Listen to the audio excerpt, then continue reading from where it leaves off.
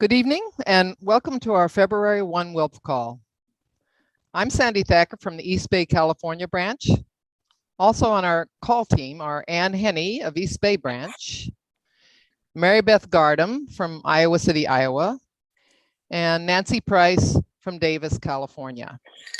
Our technical support teammate is Ellen Thomas from the mountains of North Carolina.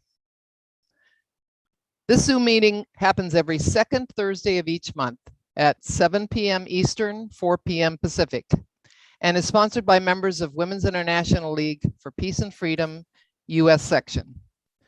This is a public call. We're video recording, and the video will be posted in just a few days to WILPF's YouTube channel and our One WILPF Call webpage. Those links are in the chat and on the text pad. WILPF US is a sisterhood, though we welcome male, queer, and trans members too. These monthly connections to one another keep us strong across the United States. WILPF is the oldest women's international peace organization in the world. Founded in 1915 by Jane Addams of Hull House. There are over 30 WILPF branches in the United States, and we are one of 50 sections around the world.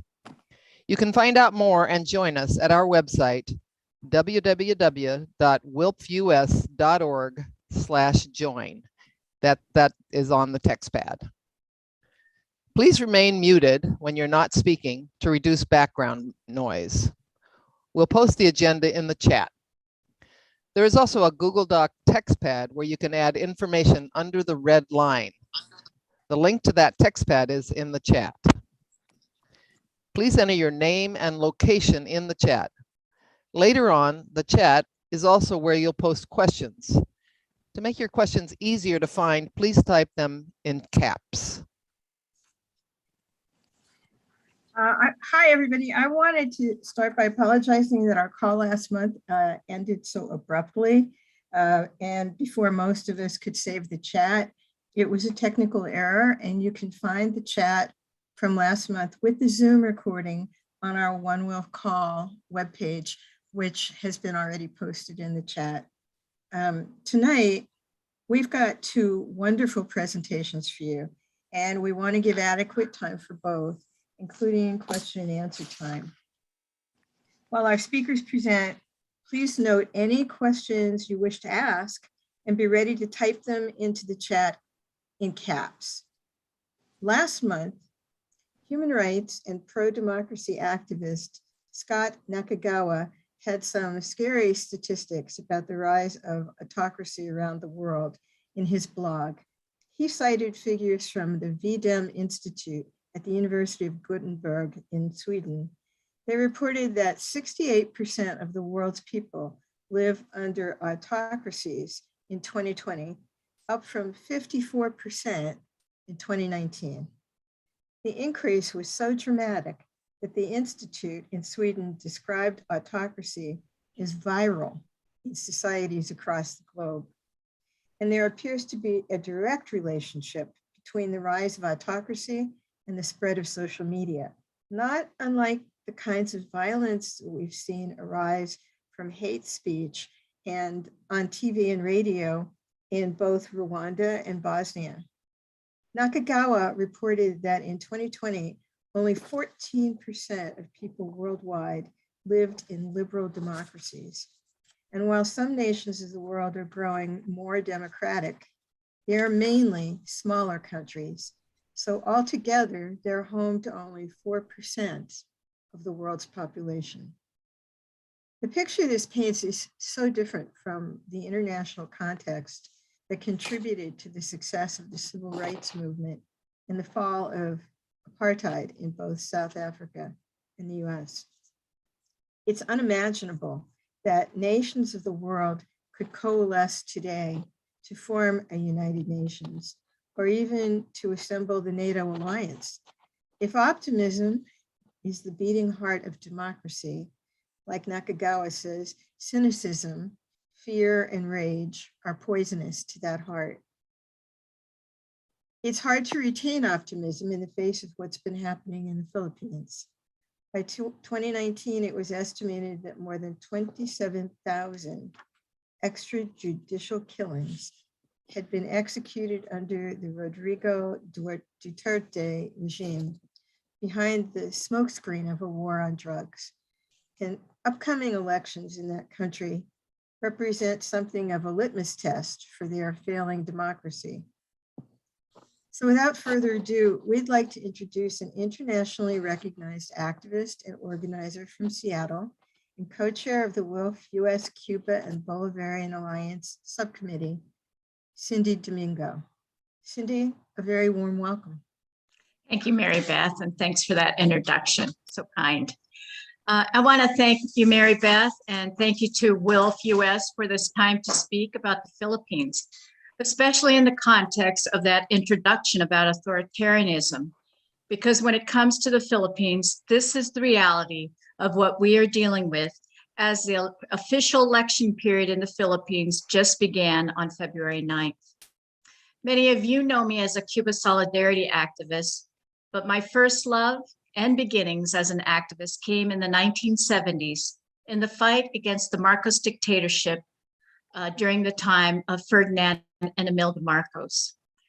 So it is an honor tonight that Sylvia, also known as Guy Claudio, accepted our invitation to speak tonight. This is the second time we've discussed over the past few years the Philippines. A few years ago, we had Senator Risa Hontiveros, who is also being persecuted by the Duterte regime, to speak about her experiences and her work. Sylvia is a well-accomplished academic and feminist. She is the Dean of the College of Social Work and Community Development at the University of the Philippines, Diliman. She's also professor of the Department of Women and Development Studies of that university. And if that wasn't enough, she's also a doctor of medicine who also holds a PhD in psychology and an author. Guy is a leader of the Akbayan Party, a democratic socialist and progressive party in the Philippines formed in 1998, in which I and some other people who are here tonight are members of the North American section of the Akbayan Party. However, the sentence that I love most in Guy's biographical material is that she considers herself an activist and an academic because she has spent most of her life in social movements and might, as I add, leading many of those social movements, especially when it comes to feminism and women. So thank you for coming, Sylvia, and please go ahead and present. Thank you, Cindy, for inviting me. Thank you, of course, to the Women's International League for Peace and Freedom. Just to the context that you probably know that came to my mind seeing you all, and that introduction about the league itself, is that the Philippines is the only real colony outside the continental United States borders where a war of aggression was fought in order to colonize us. And though that is a sad mark of the times of colonialism, it also to me is a good thing, because WILPF is not the first time or the first organization, or this is not the first moment where progressive movements from the US have linked with progressive movements of the Philippines. Excuse me, Sylvia, could someone who has that dog barking please mute it? Oh, it's the dog of my neighborhood, of my neighbor. Oh, okay, So I didn't want to interrupt you with That's constant okay. barking. Did you want me to take the time to put on earphones? That might help a little bit, no? Would that mute the dog? It's Mike. It's up to you. I just didn't want you to feel like you couldn't. Yeah, I know. Unfortunately, my neighbor's dog is a rather is a morning person dog, I guess. Oh, these are not long enough. Anyway, the dog has stopped. So, oh, no, he hasn't. Sorry about that. Where are my longer earphones? Okay, anyway. I'm sorry, go ahead. Go ahead. Okay, so as I said, our history has been marked by long-standing solidarity links with progressive movements in the US from the time of its colonization. As you know, there are very prominent persons who opposed the imperialist character of the US government at that time, who were US citizens and who reached out to us, the Filipino people, to help us in our anti-colonial struggles. Our feminist movements, one of the oldest in the Philippines, have been joined by suffragettes from the US themselves and other feminist icons of the US women's movement in their own attempts at in their own international solidarity work. So I'm glad that we continue a tradition today of this mutual support of each other's progressive struggles. So let's go in immediately to the topic that Cindy says, you know, it's about the Philippines, but it's also about everybody else. It is, I guess, shocking for many of us how much we need to continue to defend gains that we thought we had already won as democracy fighters, as peace advocates. In the Philippines in particular, and I think with the introduction, we're talking about something of a worldwide phenomenon. And what for us were those gains? In the Aquino administration, Akbayan, the political party of Cindy and myself, decided to choose the least of the most difficult. I don't want to call people evil, but it was the best choice if one were to participate in electoral politics. The second administration of Aquino in 2010, the son of democracy icon Cory Aquino became president, and Akbayan was a junior partner of that. And in one sense, there were a few gains. Elections in the Philippines are an exchange of one elite faction over the other, but this elite faction was a little bit more democratic, a little bit less corrupt. And in our politics of incremental change, that was good enough for Akbayan. And there were some gains that are won. And yet, the Marcos dictatorship, which we had all fought, is back. There's a big possibility that the son of Marcos will become president. And he is the typical son, a privileged boy who went through life with his parents fixing everything for him. And we are frightened that this return will mean a complete revision of our history in terms of what it meant to have a dictatorship and what the Filipino people had done in order to gain their freedom. But we also know that there are older gains at stake, gains that we all participated in, because Marcos has risen to #1 positions at the moment in the surveys because of fake news, because of social media trumpeting all sorts of endorsements from the Pope and Michael Jordan of Marcos. Can you imagine this? This kind of work that you have also been seeing. And as you very well know, Maria Ressa, our first Nobel laureate, actually was awarded the Nobel also because of her criticism of Facebook and the destruction it has done to Philippine democracy because of it being a carrier of fake news and mind conditioning because of this fake news. So we know, whatever our political persuasion perhaps, that there has to be some common understandings among people in order for a democracy to thrive. And hopefully those common understandings are still based on data, evidence, facts, expert analysis, and proper analysis. So these are the values that are also at stake in the Philippine elections now, as I believe they were at stake in your own highly contested elections between Donald Trump, for example, and Biden. So it is a difficult period for all of us, and especially for those of us in the Philippines. I joined Akbayan political party late in life, since my activism started at 13 years old. That was how old I was when martial law was declared. And as a rebellious teenager who didn't know any better, I decided to become an underground activist. How silly young people can be, how brave, and eventually how correct young people can be. So, but I decided at some point to join Akbayan because electoral reform was still so much a part of what we want to achieve. Elections in the Philippines are highly participated in. They still, to people, are some form of democracy, some way we can still choose.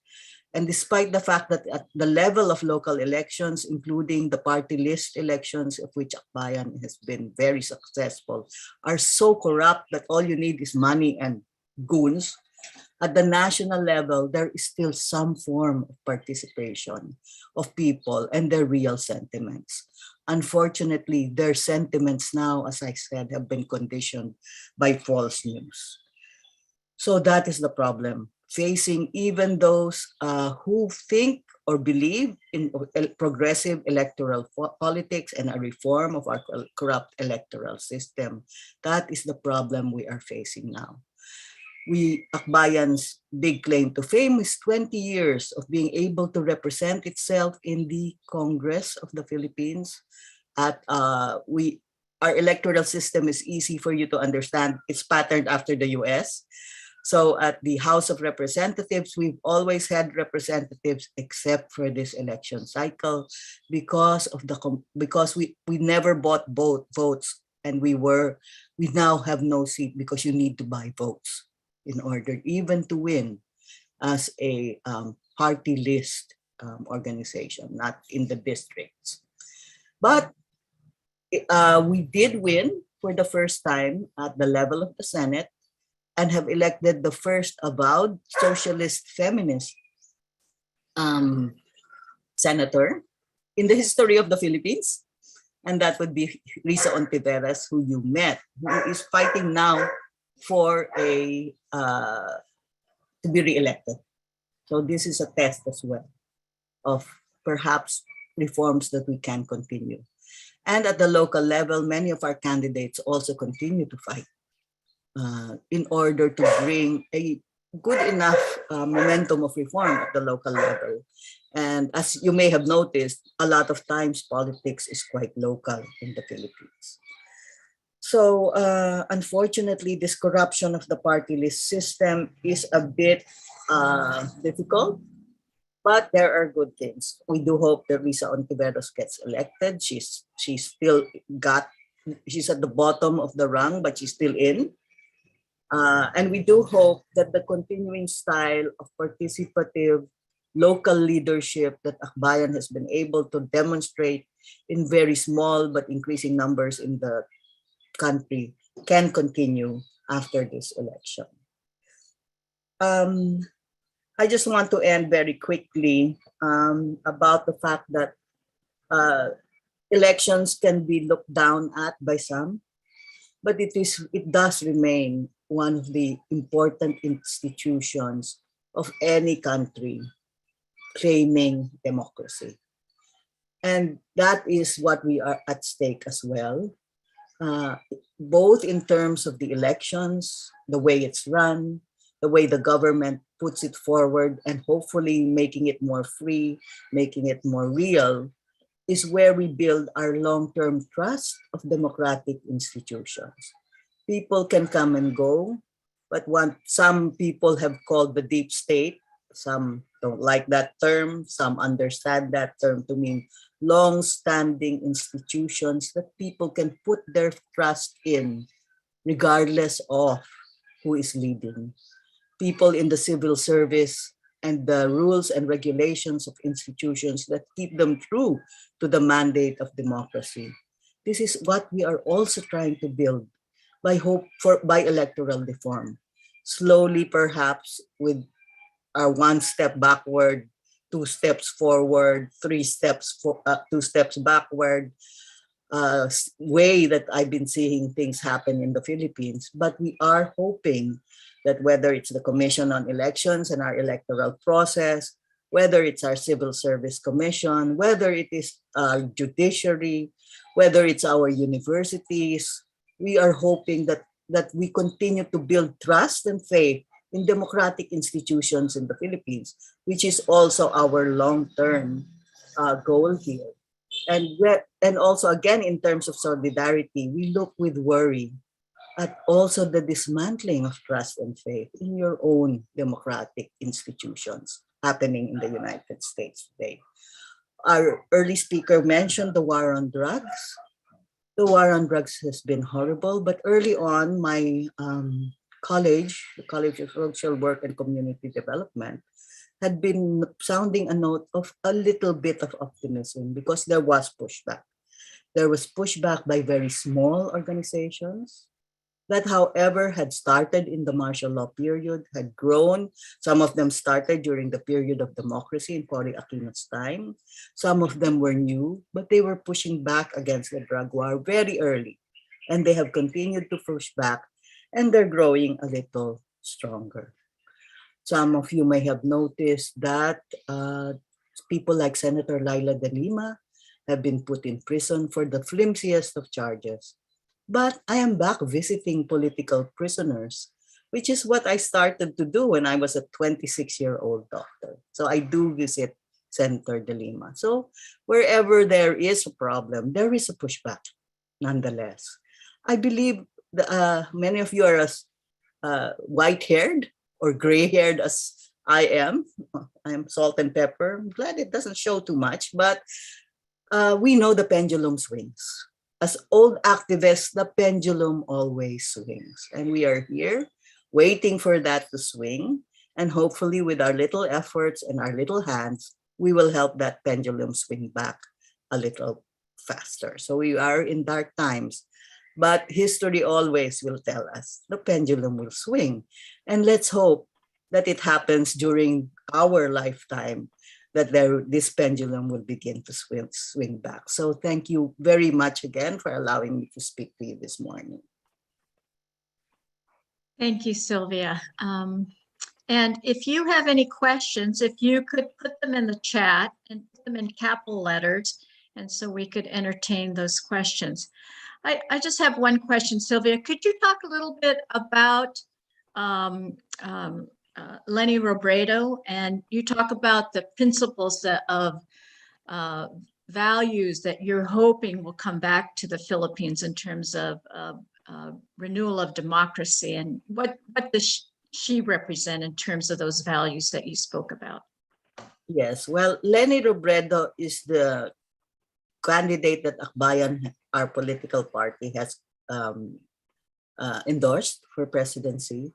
Senator Risa Ontiveros is in her slate, as well as a few other democracy fighters like Senator Chel, well, not senator, it's not senator yet.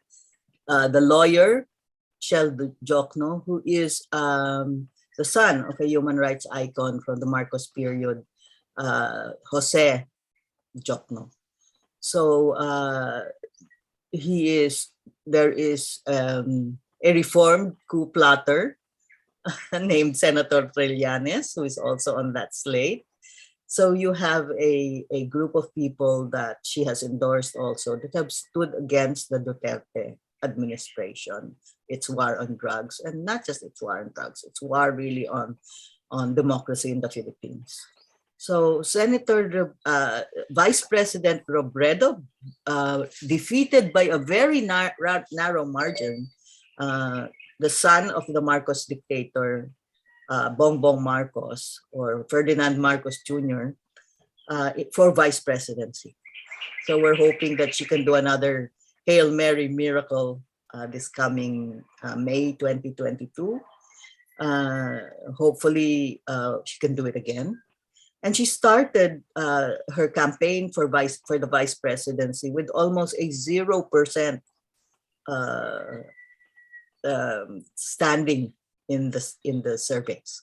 So from 1% to vice president, I guess. So this is a hopeful time for us, but it's a difficult struggle because the son of the dictator has a double-digit advantage in the polls against our candidate at the moment. I like Vice President Robredo because from being a nobody, she just has been consulting me on women's issues. And that's how I've come to know her. Personally, I've gone to her office when she was vice president. And she's just, this hardworking woman that refuses to trumpet herself and her accomplishments, that looks at her job like most women look at our housework. It's a job. We do it. We try, we don't say great things about it, but because the world turns on the back of housework, then the world happens. Her response has been to the COVID crisis has been the most exemplary one of all the politicians, putting our government to shame. And that's one of the reasons she's been trolled, because they don't like the fact that she shows them up. Doesn't it feel like sometimes this is the patriarchy saying bad things about us when we get too good and beyond our britches? Okay. So in this sense, and she is for women's issues, she on many things that I would guess are common values that we hold.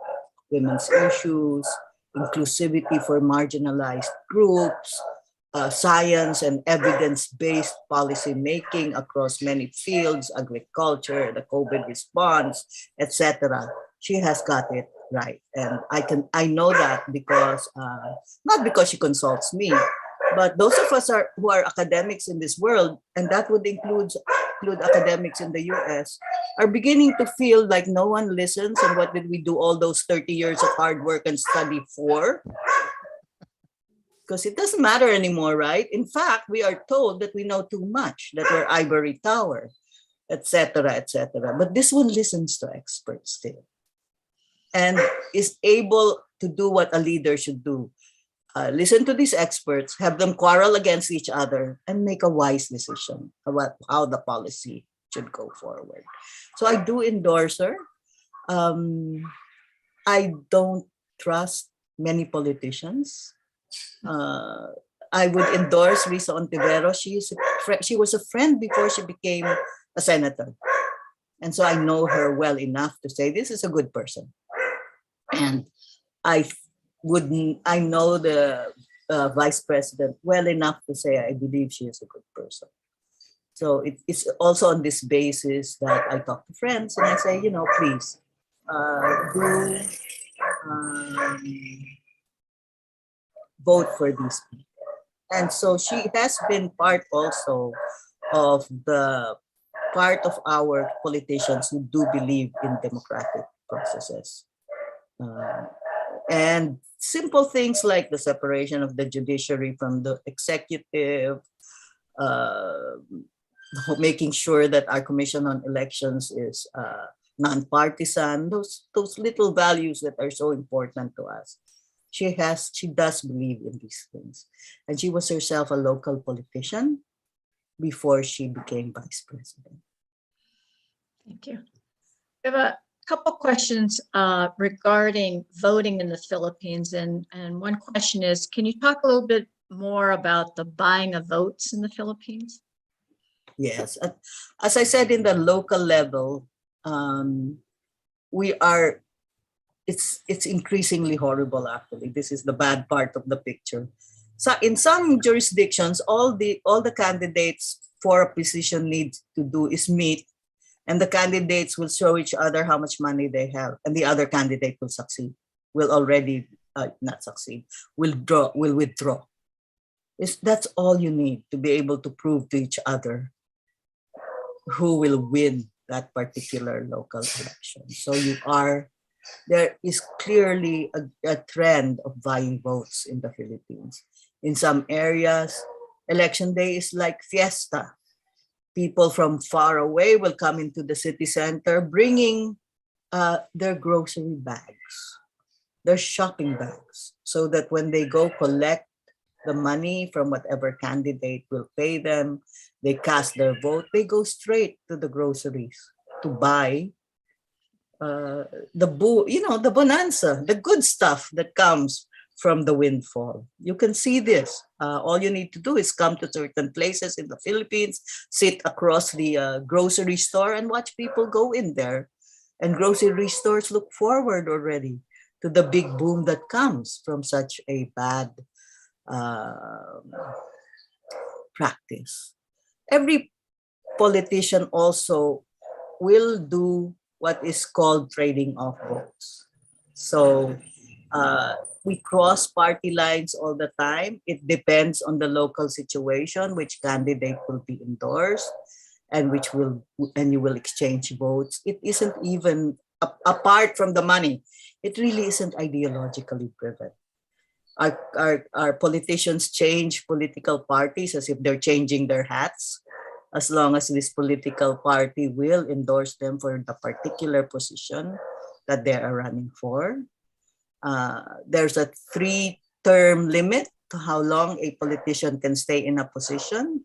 So much of what looks like, oh, women leaders is actually the wife of the governor, congressman, mayor, village head who has reached his 3 terms of repeated service. So his wife will sit in for 1 term so he can come back again next term. So it's all dynastic.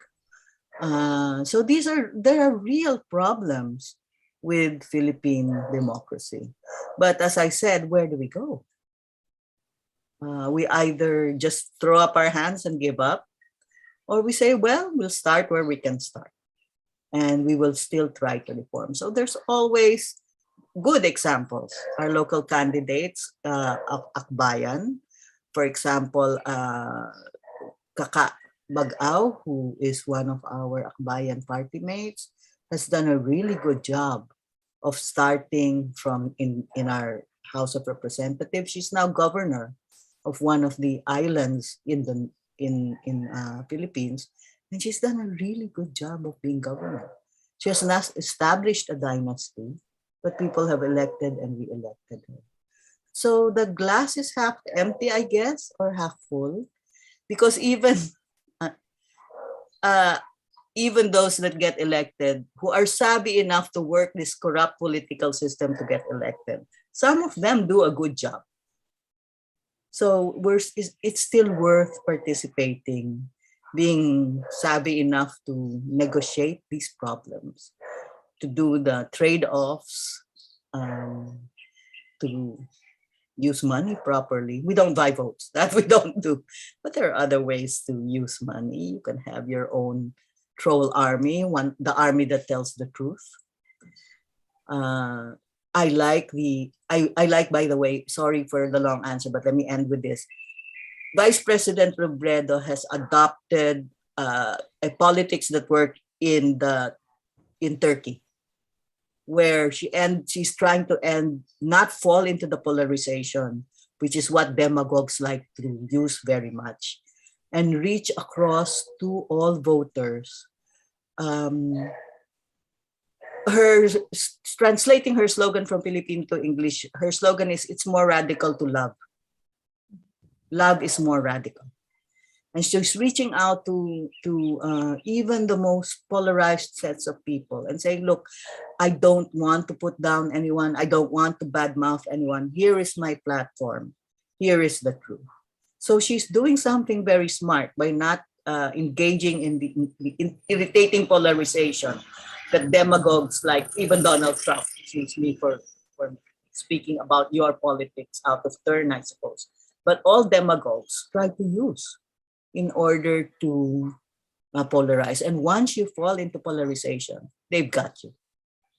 So she's avoiding that. That's the other reason why I like her politics and why the politics of some of us has tried to put a better alternative forward. Thanks. This next question has to do with the Commission on Elections and the First Division, which just dismissed Bongbong Marcos's disqualification cases which seemed to best chance to disqualify him based on his prior conviction of failure to pay taxes during the 1980s, based on the news. Let's see. Do you see any hope for governmental institutions playing a viable role in stabilizing the fragile Philippine democracy? That's why these elections are crucial. It depends, we are still very much dependent for short-term reforms and stabilization on the office of the president. Again, not too difficult to explain to a US population or group of people, because the power of our presidency is like that of the power of your presidency. It's supposed to be 3 equal branches, but the man or woman in the seat of the president can do quite a lot during the period of his or her term. So if we are able indeed to elect Leni Robredo, we can perhaps continue some of the gains of the previous Aquino organization, the one that Duterte displaced, in trying to stabilize and build trust in institutions. Aquino was not perfect. As I've always said, we may have a choice between an elite person and another elite person. But among the elites, Aquino had some gains, and that's why we joined his government. Akbayan joined his government. And of course, if Bongbong Marcos wins, nobody who has had a history of fighting for democracy will be in that administration.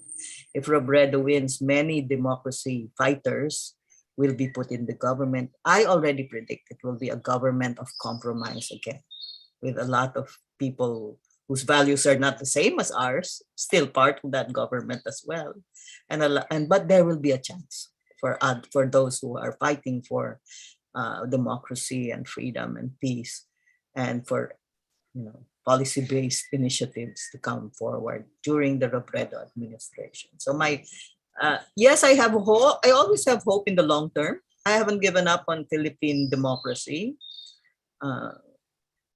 So not just me, but there will be generations after me. This is a long project. We've been fighting for generations. So I'm still very hopeful for democracy in general. But in the short term, if Bongbong Marcos wins, I might retire and just write my book. But if Robredo wins, I'm a little bit more hopeful. I just want to say, Sylvia, we here in the United States have seen what we call a flow in the Filipino community. Just like in the Philippines, there have been caravans in major cities in the United States supporting Leni Robredo. And it has given us optimism in terms of people in our own community seeing that there's a need for a type of leadership that Leni Robredo represents, one that speaks of true democracy. And if you look at the Philippines, the strong female leadership that has always been played in terms of a progressive agenda there. So, we have not seen this kind of politics in the Filipino community and caravans and support for Leni Robredo in years since the overthrow of the Marcos dictatorship. Yeah. So the last question on here has to do with what roles are China and the US playing in regards to a progressive Philippine direction, if they are playing anything in regards to that? Okay, let me be a bit provocative. If I were to choose between one imperialist over the other, I would choose the US. China is the big monster at the moment in our region. It has taken over Philippine Islands. It claims that most of the South China Sea is its traditional right, against scientific studies that allowed the UN Convention on Law of the Sea to declare a big zone of patrimony for the Philippines. Because I teach at the University of the Philippines, and we are the national universities, and our science scientists have proven to the United Nations and other experts that this is our zone based on the geographic nature of the Philippine archipelago. But China claims those islands are theirs. It has upset Vietnam and all other Southeast Asian countries because of those claims. When traditional fishing grounds that actually should be shared by fisher folk from China to Southern China to Vietnam to Laos to Cambodia to Philippines to Malaysia, when these traditional fishing grounds that have been traditional before there were even nation states in the country are when fisher folk go there from other countries, China's Coast Guard chases them away. It's a very aggressive, well, I don't know what to call it, colonialist stance at the moment. It has interfered in our elections. There's some evidence, and there are many analysts convinced that Duterte came to power because of Chinese money. So they are playing big roles, the way Russia has also been trying to subvert elections in its own areas of hegemony, or its areas of attempted hegemony. So the US has been playing better or worse depending on who is president and what's the current policy. Whenever it decides to be isolationist, countries like us are a little bit less, democratic movements are a little bit less supported, and sovereignty of the Philippines is a little less supported. Whenever the foreign policy says that the US wants to continue its role as the guarantor of democracy worldwide, we are happy here. We know that government should not be trusted with their beautiful words. But as I said, if I'm going to choose an imperialist, I will choose the US any day over China at this point. Okay, we're going to end on that very controversial answer. And thank you. That's a whole nother topic. And maybe after the elections, we can discuss that more. But I want to thank you for making the time. I know it's early in the Philippines, and I know you're a very busy person. So we really appreciated you coming on today. And good luck to us all. And as you say, when democracy wins in one country, it benefits us all and will further strengthen the democracy all over the world. So thank you, Sylvia, and hope you have a nice day. And a good evening to all, or good afternoon, depending on where you are, I suppose, in the US. Thank you again very much for having me today. Thanks. Good night. Good night. Night. Hi, Jeline. Goodbye. I will leave you now. Bye-bye. Oh, Cindy, did you have an announcement to make as well? Okay, yeah. I'm going to put on my Cuba hat. Thank you, Anne, and they're allowing me to make this announcement to leave. So the Cuba and the Bolivarian Alliance Issues Committee and the U.S. Women in Cuba Collaboration will be holding a workshop with the official delegation of the Federation of Cuban Women, the FMC, who are coming for the United Nations Commission on the Status of Women, which is happening in person for the delegations. The workshop will be part of a virtual parallel event for the NGOs held during the same period as the CSW 66 forum in March. Our workshop will be held on March 19th at 2 p.m. to 3 p.m. Eastern Standard Time on Zoom, and we'll be sending out the Zoom link soon. However, for those of you in New York or who would like to attend this panel and meet the delegation in person, we'll be having, as part of the U.S.-Cuba Normalization Committee, of which WILPF Issues Committee is part of, a 2-day small Cuba Solidarity conference. And this panel will be held live at the People's Forum, open to 150 people, with all the protocols mandated for a public large event in New York. The title of this workshop is Gender Equality, Key to Tackling Climate Change to Cuba. And we chose this because the priority theme of the CSW is achieving gender equality and the empowerment of all women and girls in the context of climate change, environmental, and disaster risk reduction policies and programs. Many are not aware that Cuba has a national long-term plan to confront climate crisis called Tarea Vida, Life Task. It is based on science, incorporates policies and programs that were developed from the grassroots level to the level of policymakers. And the high-level FMC delegation, which includes the Secretary General of FMC and the North America International Liaison, will be talking about that plan and the role that Cuban women play in the implementation of this plan at the grassroots level. We are also hoping to include a brief comparison to the Philippines and the lack of response by the current government and previous governments to the recent super typhoons, including Typhoon Haiyan, which happened in 2013 and was the most powerful typhoon ever recorded in the world since science started monitoring typhoons and hurricanes. We will be posting on the WILPF website how you can register, as well as the U.S. Women in Cuba Collaboration website for the entire two-day conference in New York, but especially the CSW workshop. So thanks. Thank you so much, Cindy. We really appreciate all the work that you're doing, and we're so amazed at the information that Sylvia brought tonight. I think everybody learned a great deal, and we will all be watching the news, of course, to see how the election turns out. Yes. Yes, yes, it was wonderful. Our next presenter comes to us with an exciting proposal for a new initiative at WILPF US that we should all be ready to get behind. Ashley Carrington from the Triangle branch in North Carolina is all about connecting arts and activism.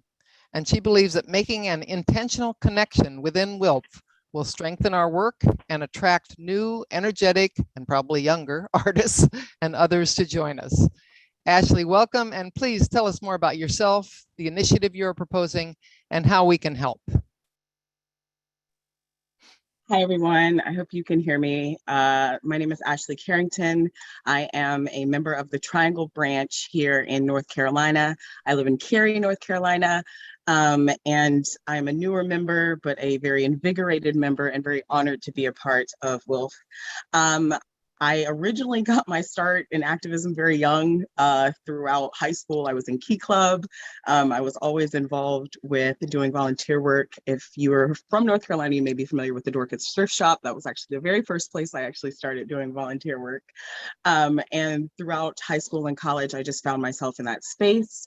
And I'm very excited to speak to everyone in regards to how to merge arts and activism. I'm currently the Cultural Arts Director for the George Flor Memorial Center, which is located here in North Carolina. A lot of people didn't know, but George is actually from North Carolina, and so most of his original family is here, which is why this center is being built here. So I organized the cultural arts events for them, as well as I was the Cultural Arts Committee Chair for the North Carolina Poor People's Campaign. So I am very involved in merging arts, activism, as well as bridging those cultural awareness gaps that we may not always be as evident to notice. If it is okay, may I share screen for Ashley Carrington laptop? It's okay. Ellen, can you enable that, please?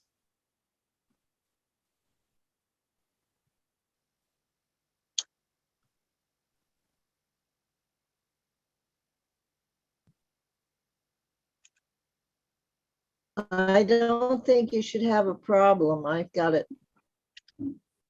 Okay, great. Let's give it a try.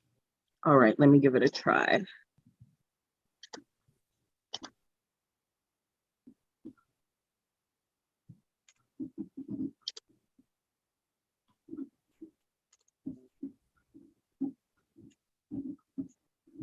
There we go. Wonderful. So I hope that, Oh, can we don't everyone see that? There we- Yeah. Okay, let me get you guys to full screen. There we go. Looks more like a presentation now. All right. And so my proposal would be for WILPF to take an active stance in merging and activism. it is very exciting to think about all of the possibilities, as well as thinking about what arts actually entails. We're not just talking about art builds where you make signs for rallies, which is art, of course, and is wonderful, but we're also talking about interpretive dance, music, film and television, poems, stories. Art encompasses so many things. And so I'm seeking that for the WILPF US Cultural Arts Committee, ad hoc committee, we will be able to merge these things together to be able to uplift the goals and the aims that WILPF may be focusing on at those times, as well as assist some branches who may already have this in the works. WILPF is full of wonderful artists from what I've been finding out through the past few weeks. And I definitely think that there is a space for us to take all of these people who already have that creative energy and put that forth into what we would like to do in terms of the goals of WILPF. And so this presentation is just going to quickly walk through what some of those goals are. And so why the arts? Well, for one, arts and activism have historically gone hand in hand. You can always look throughout history and see how art has played a pivotal role in either pushing a movement, tipping a movement, starting a movement, or being very vital and connecting also with those younger demographics. I myself am 35, so I'm an elder millennial. And so I am always looking for ways to bring people of my age range into the work that we do in a way that connects with us. You know, a lot of us were not, I personally was not allowed to go to rallies when I was growing up. My mom was very into activism in terms of helping the community, going and doing it in a political way, but she was not cool with me going out and physically marching.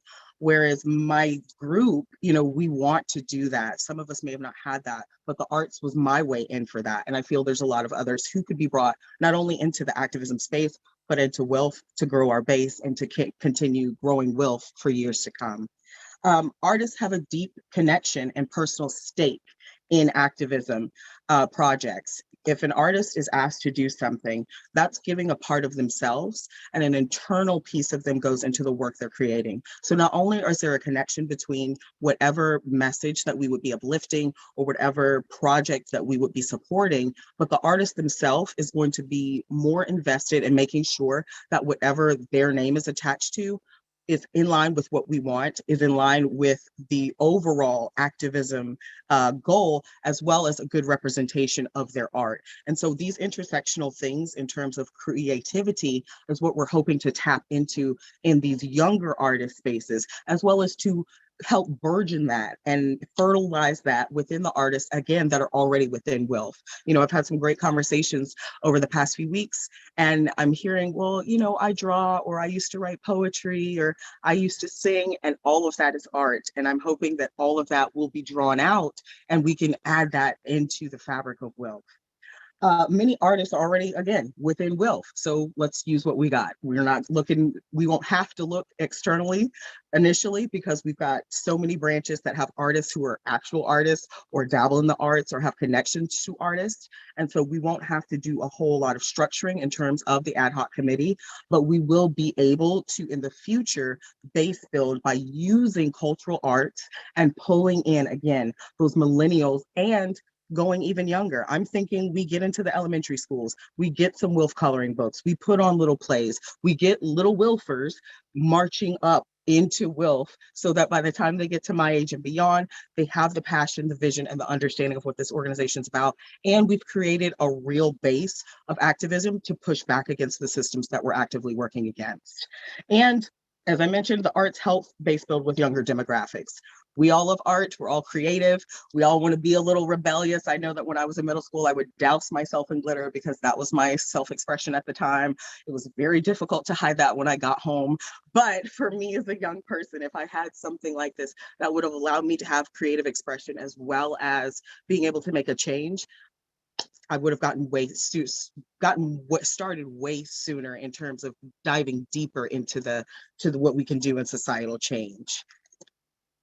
So what is WCAC? And I'm abbreviating it because WILPF US Cultural Arts Ad Hoc Committee is a whole mouthful to say. So I figured WCAC would be a little bit easier for everybody to navigate.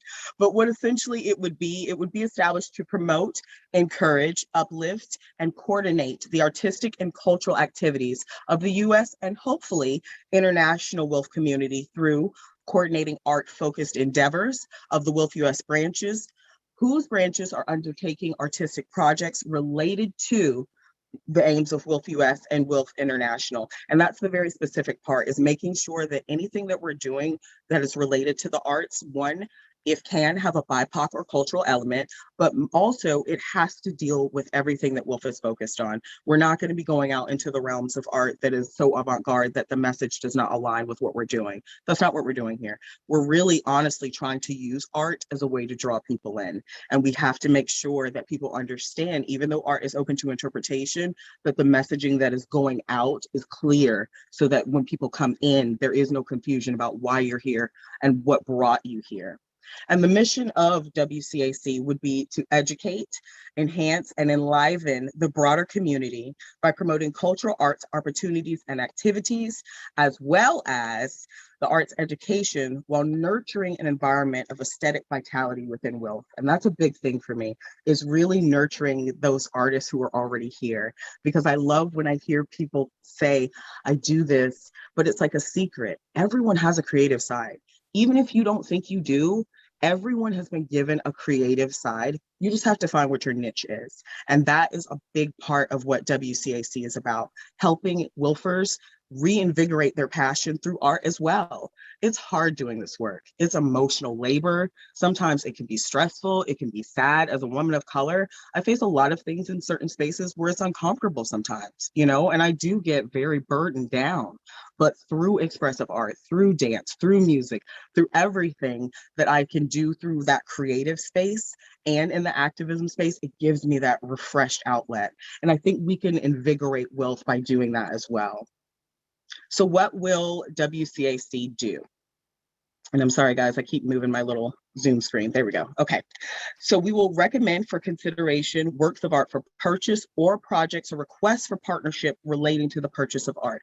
So this is a long-term goal in terms of creating a gallery of WILPF artwork and things that are tied to the history of WILPF and that could be connected to WILPF in terms of creating a library so that WILPF actually has a tangible, beautiful visual representation of what has been done, not only through art and activism, but throughout history.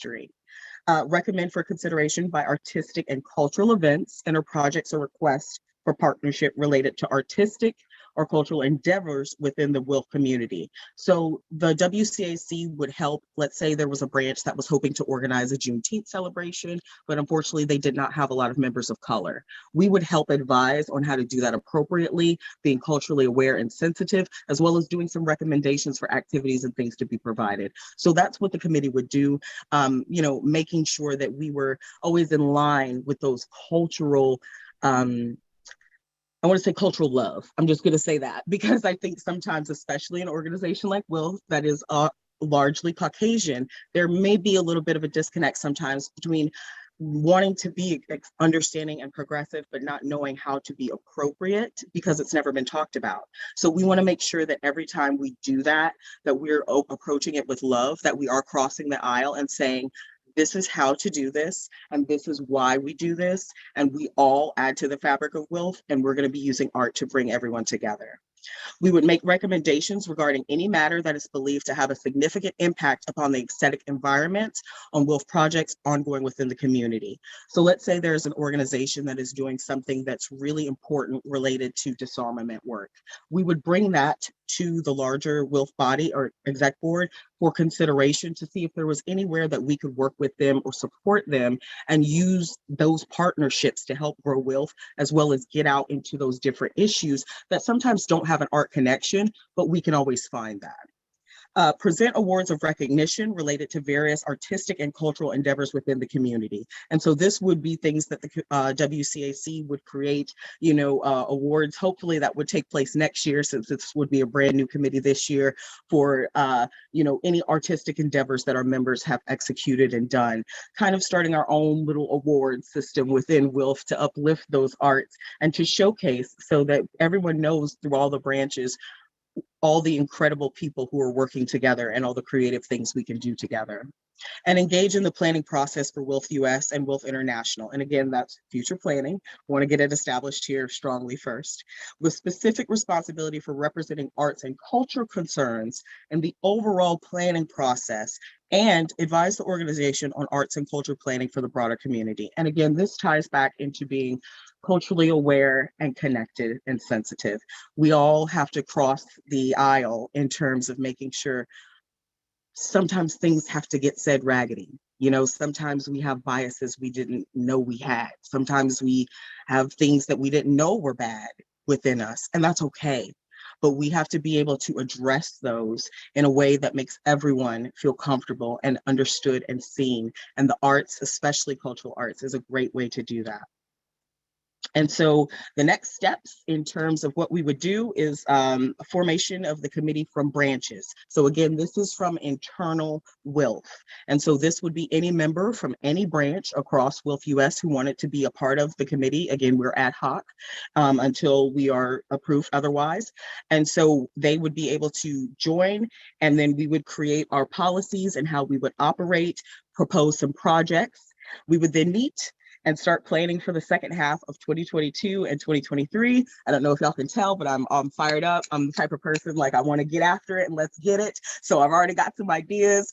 I had an awesome conversation with Nancy Price about World Water Day. Shout out to Lib and everybody planning for that also. I'm ready to get some amazing things going with this committee. And then we will propose those ideas to the executive board and then present them again, hopefully in a platform like this, so that the branches know, these are things that are open to them. Now, again, these are advisory things, so it wouldn't be anything you were required to do, but we would create different things that arts related things that would help each branch get tapped into that. So again, if you wanted to do something for World Water Day, we could get you some instructions for an art build, some songs, some poems, some different ideas of things you could do within your own area. So that's kind of what we would be doing, as well as creating those broader things that the WILPF as a whole would be doing. And then the last thing is engage. We want to bring WILPF into arts with activism consciously. We want to be intentional about what we're doing. I'm excited, but I also want to make sure we're doing this in a way that everyone understands, that we're taking little steps. And then as this grows and spreads out, we years down the line, we remember this call where this got started. And then, like I said, expand. So we start here in the US, but the big goal is to get international on board and to have a huge arts collective where all of the issues that we have undertaken over the year are showcased, and that all of those artists get to talk about their pieces, that we have a play about all of the founders of WILPF in a hip hopper style, that we can have a chorus or people who are in a parade, that we can do beautiful interpretive dances. Shout out to myself, because I'll be doing that for World Water Day here. So I am really excited about this. I want to thank you guys so much for the opportunity to talk. I'm going to stop share, and then I will drop into the chat the slide deck, the one pager, as well as, if you were interested, how to sign up. And that information was also put into the text pad. So if you scroll, I forget who I put it on. I think I put it under Emily's announcement. So if you look in the text pad, it's there, but I'm going to drop it into the chat as well. Thank you all so much for your time. I really appreciate it. Thank you. All we can say is wow. Ashley, you are a wow.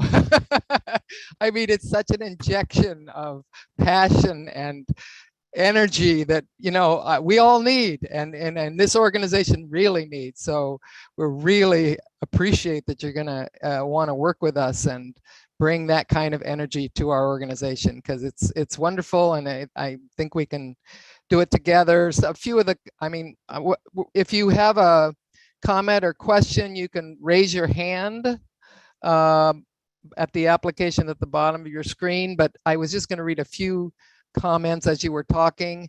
So exciting to see this young woman's passion. So inspiring, Ashley. This is wonderful. Thank you, Ashley Carrington. I'm blown away by your energy and passion, Ashley. I love this as a way to formalize the work so many branches may have done in the past through the arts. And there were others, but just to get a feeling of, I think there was a lot of response to your words and excitement. So I think Anne and I are going to help. If you want to, if people raise their hands, then Anne, do you want to kind of do this? Yeah, sure. Okay. Does anybody have a question, Teresa? Thank you. Well, Ashley, I am blown away, and I'm looking forward to finding different ways to support it.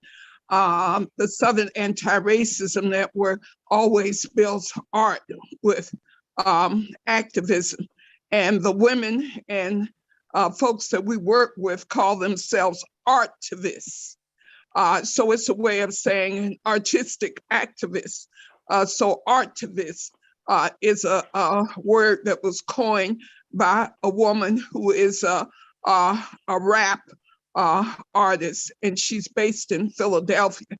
I see this as a pathway for recruiting younger women artivists into WILPF, and I'll get started on it right away.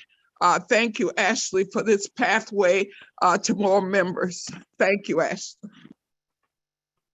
Thank Thank you, you, Teresa. Okay, next person, Elenita. You're on mute, Elenita.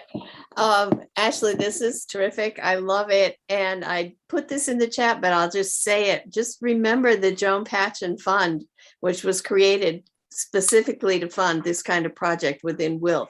We're sitting on thousands of dollars, and we do small grants so we can spread it as far as possible. But we have funded theater pieces, we have funded tours, we have funded lots of similar projects in memory of Joan Patchen, who was a profound WILPFer and thinker and artist. And if you want information, just let us know. Thank you. Yes, please. Absolutely. Yes. That's all the hands that I see. Mary Beth? Okay, thanks so much, Ashley. Thank you for thinking of this and raising it as a project. It's so cool, so exciting. How lucky we are to have your leadership on this project. We turn now to a few announcements. First up, we're updating information on the 2 chosen solidarity actions for 2022. You'll recall that the 2 separate working groups were assembled to plan next steps.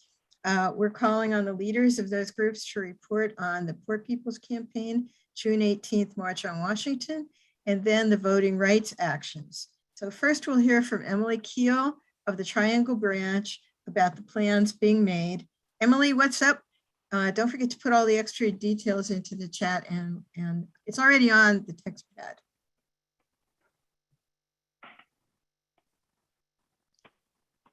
Don't forget to unmute yourself, Emily.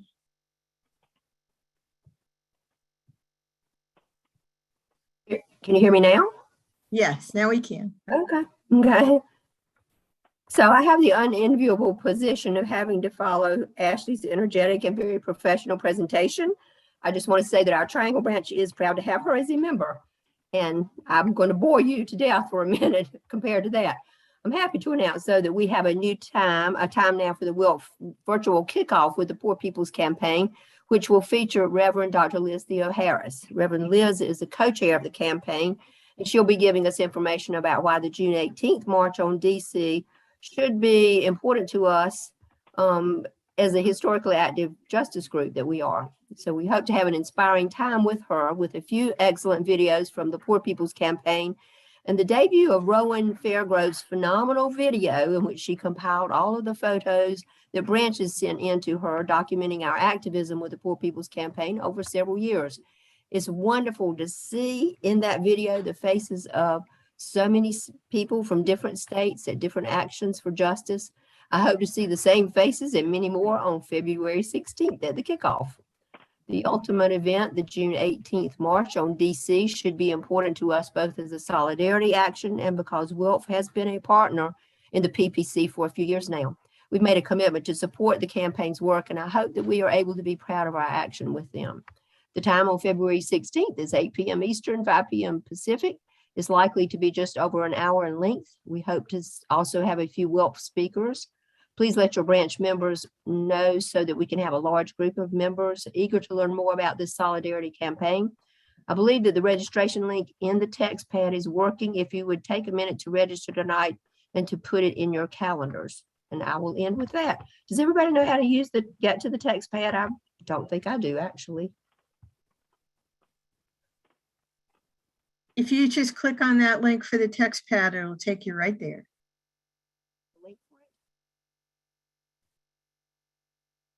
Thank you, Emily, so much. I don't think anybody felt that was boring at all. Oh, okay, thank you. I think we missed a couple of hands earlier. If you could be two people that have their hands up, might have been responding to Ashley. So I'm going to go back to them. If you're quick, first Lucinda and then Odile. Lucinda.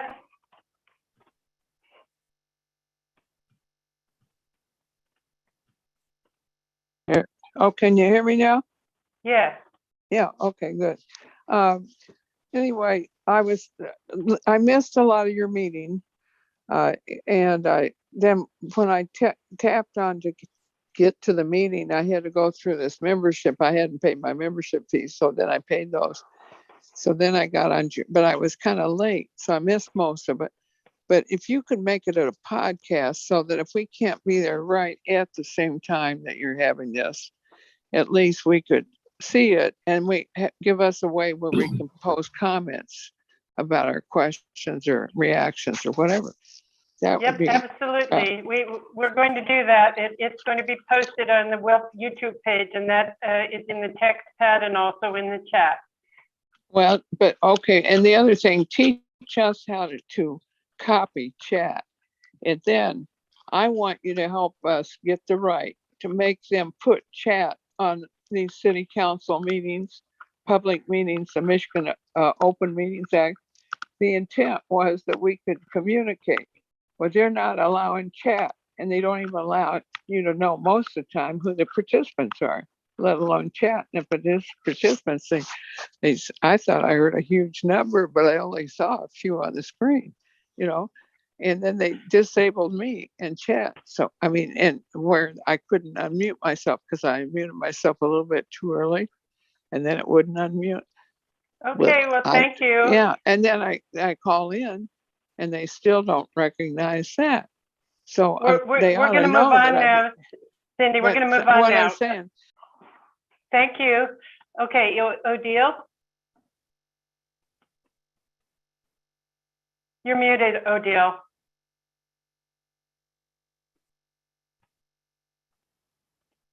I wanted to thank Ashley for doing such a beautiful job in presenting this new issue committee or art committee. I wanted to ask her, Alan and I used to do Art for Peace. So I was wondering if it would be possible to highlight an artist in different countries that are doing already art for peace.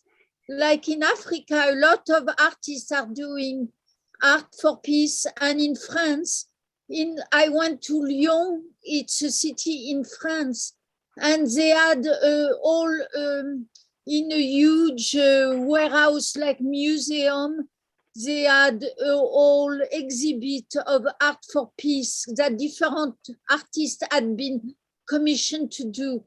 And they did it for a peace organization at the time against the war in Iraq. And it was beautiful to see that. So not only could members of WILPF do things, but we could also highlight an international art for peace artist. Yes, Thank you. Odile. Thank you, Odile. I was also wanting to, a part of what we would do was put out a publication as well. So like a newsletter that people would actually be able to physically see or download, digital or print, whichever they prefer, So that would be a really great way to also get into the international community that I was talking about. So yes, definitely. Yes, for sure. Great. Thank you so much. Okay, we're going to move on to our next announcement. Next up is the Voting Rights Working Group report from Donna Peel from Cape Cod WILPF. Donna, what do we need to know? Also, remember to put the extra details in the chat and the text pad. You need to know that Elenita Muniz is making this announcement. Okay. Thank you. Sorry, I didn't know that. I wrote it and sent it to Donna, but obviously too late for her. The group met on January 24th, the people who were interested in working on this, and we spent most of the meeting brainstorming ideas for possible actions or events or campaigns or whatever. It was a brainstorming session.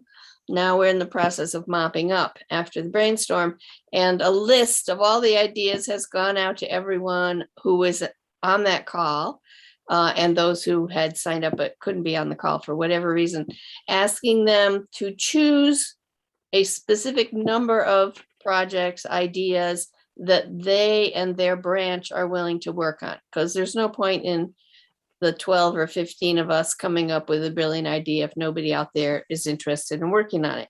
So the ideas are very wide ranging, candidate forums with our allies in the League of Women Voters, marching in the 4th of July parade as I Miss Democracy and handing out voter registration forms, supporting having a voter registration rodeo with food trucks and music and dancing right near closer to election day. There's a whole range of ideas, lobbying and everything. So we will be meeting on the 22nd, and at that point, everyone will have submitted what their branches are interested in doing, and we will come up with a plan of some kind based on those commitments by branches, and hope that other branches will want to join in to the event or events. Okay, thanks very much for the update, Elenita. Can you put your email or where people, if they haven't gotten that email, to respond to, so they can get that information for their branches and then get it to you? And by what date did you want those back? Let's see, we better have them back by the 18th. Yeah, that makes sense. And Okay. Elenita, what time on the 22nd are you meeting? It's at 6:30. No, I'm sorry, it's not. 8 o'clock? I will look it up, but I can't remember. We're trying to allow for the Pacific people, so I think we said 8 o'clock at East Coast time, so that it's 5 o'clock for the West Coast. I think that's right. I think that's what I put on my calendar anyways, but you can check it out. Okay. Okay, so thank you very much. And next up is Cheryl Spencer from the Disarm Committee to update us on WILPF US's position on the buildup of tensions between the Ukraine and Russia. Cheryl, you're on, and please put any details into the chat and the text pad. Yes, good afternoon, everyone. And I put it in the Google Doc, which we keep putting in the chat, the link to the Google Doc, but I will also put a couple of things in the actual chat.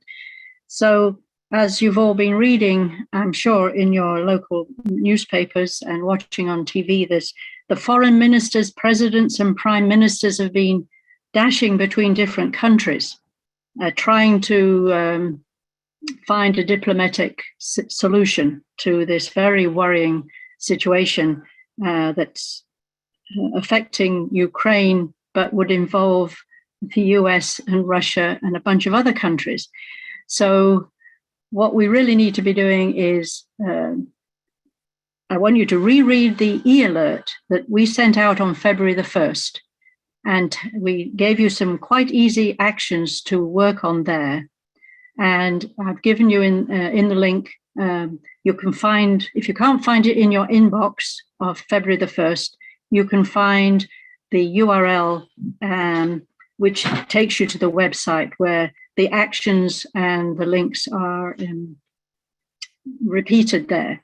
So last Saturday, there was a national online rally of 12 different organizations, anti-war organizations, essentially joining together to say no war with Russia. I was one of those speakers. And again, in the Google Doc, I've given you the link to the YouTube. It was run by Popular Resistance, led by Margaret Flowers, who many of you will recognize those names. It's an hour and a half long. My speech starts at 1 hour and 8 minutes. But I do recommend actually you listen to everybody else as well. I was, trying to show that WILPF in particular, being a women's organization, taking a feminist point of view, we're in particularly worried about the effect. The war hasn't started, but the women in Ukraine are already suffering from the anxiety and the worry that comes with a situation where apparently you could be invaded at any moment. It all depends, whose propaganda you believe. So we have a small writing committee from Disarm actually working on a public statement on the Ukraine crisis, and that will be coming out in the next week or so, we hope, and that will arrive by an email in your inbox. And we hope you could use that public statement to write your op-eds for your local newspapers. We've already given you in the e-alert some ideas of what you might write in an op-ed, and of course phoning your Congress people, telling them we must have a diplomatic solution. Stop sending more troops to Poland and what have you. Stop sending the weapons, these extra weapons to Ukraine. I heard a Ukrainian woman speak 3 days ago, and she looked very tired, and she said, what are we supposed to do with all those weapons? We don't need them. We don't want them. So thank you very much. It is a very disturbing time, and WILPF must, maintain our usual no war, a diplomatic solution must be found. Thank you.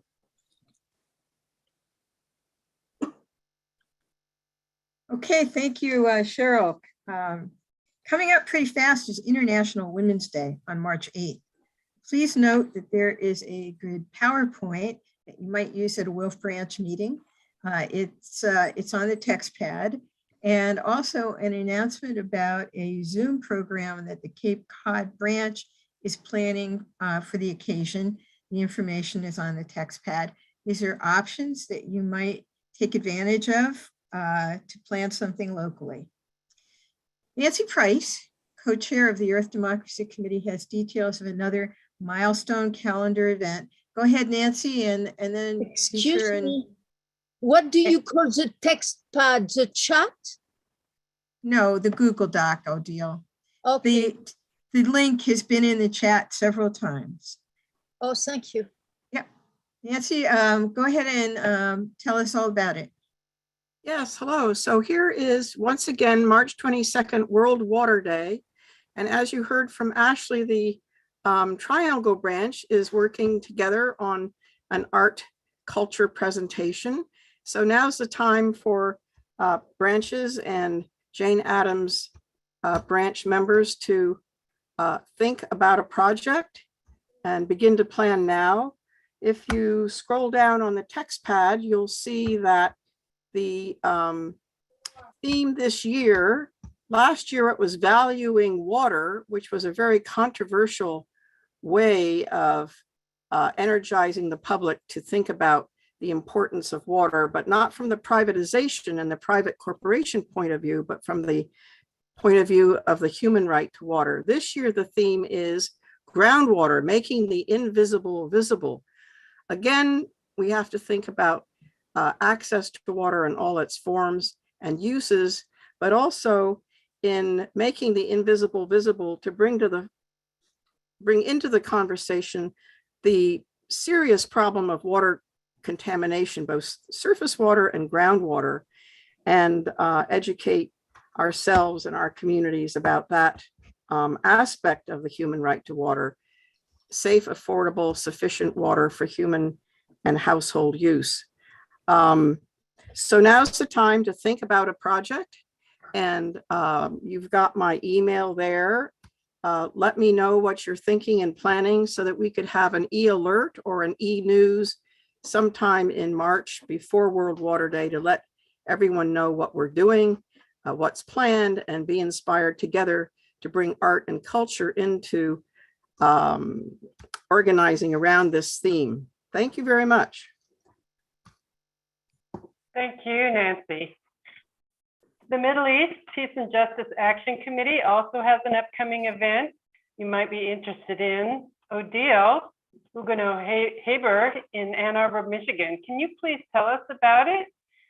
Be sure to put the details in the chat and the text pad.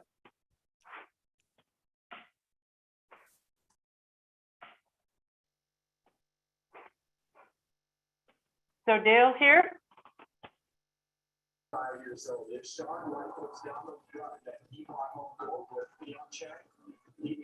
Her picture and her sound seem to be off. Okay, maybe we can come back to Odile. Yes, okay. So next up, we're celebrating a big first anniversary. Teresa El Amin, tell us all about it, and please put the details in the chat and the text pad. Thank you. The Fannie Lou Hamer branch, which launched in March of 2021, is having its first anniversary event on March 13th. It will be a Sunday, and it will be 3 p.m. in the afternoon.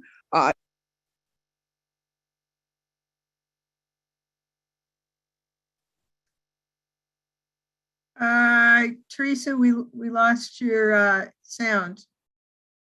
Is your internet unstable? We will be having quarterly membership meetings. So the next meeting will be in June, and we plan to feature an issue committee at each of our quarterly meetings. This meeting, we're featuring the Cuba committee with Cindy, and the other two speakers are scheduled to be Jan Quarterman, the treasurer, telling us about the health and wealth of the organization, and our membership 3-generation person, Robin Lloyd, will also be speaking. So we'll have 3 speakers, and the meeting is open to everyone. It will be publicized widely on Facebook and throughout Columbus because we're recruiting members. And so that's our announcement, and we hope you all will join us on March 13th. Thank you so much. Thank you, Teresa, and hearty congratulations on your branch's first anniversary milestone. We'll mark our calendars. Excuse me, one other thing I wanted to add, which I put in the chat. We helped to start the Triad branch, and that branch is going to divide into 2 branches, and they will also join our celebration. So it'll be the Triad branch with 10 members, and the Charlotte Piedmont branch with 10 members. So coming off the Fannie Lou Hamer branch, we built 4 new branches in the South, 2 in North Carolina and 2 in Georgia. So that's another part of the celebration. Branch by branch, we grow. Thank you. That is wonderful news. Thank you for adding that too. Okay, next up is George Friday with an announcement from the Black Liberation Caucus of WILPF US. Go ahead, George, and please put any details into the chat and text pad. Thanks so much. Ellen, am I set to share my screen? Yes, you are. Thank you very much. So I don't have things to put in the chat, but you'll see that there is a lot of information here. The Black Liberation Caucus meets on the last Sunday of every month in the afternoon. And we were formed in May of 2021. And at our last meeting, we adopted this 3-year strategic plan for one of our areas of work. The Black Liberation Caucus has identified 8 areas of work. One of them is the anti-racism transformation of WILPF US. So this 3-year chart, I'm gonna briefly let you look at and read for yourself 2022, 2023, and 2024. This is where we want things to be after 3 years of work. But now I want to give you the next 90 seconds, time to focus on the next 6 months. This is January to June 2022. And I know that I've shared this with branches, the branches list. I also know my email is in that text pad, so you can email if you want a copy of it, because this is a dynamic strategy chart. We update it and add to it, and that will happen. You see under the allies and anti-racism transformation partners, there are branches that are partners. There are individual allies listed here. I want to make this part bigger so folks can read it for themselves. Okay, and I'll scroll slowly so folks can read it.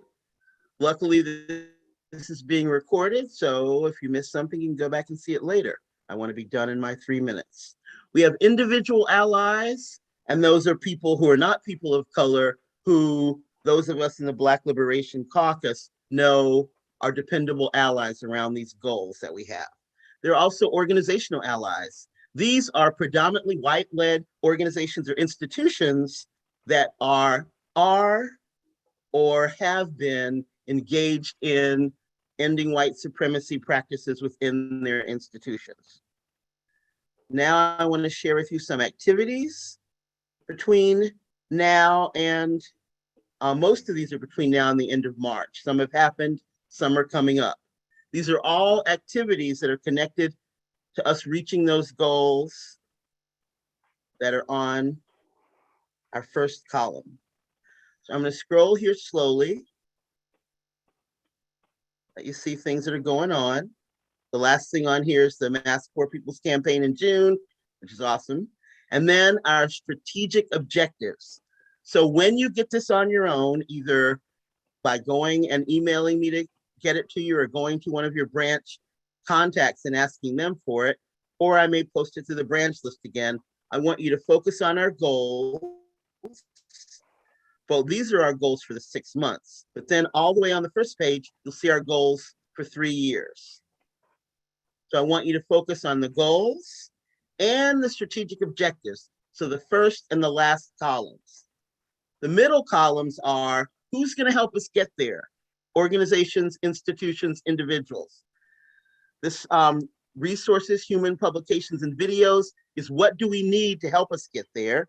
A lot of this are the anti-racism transformation materials and having those anti-racism transformation sessions with branches.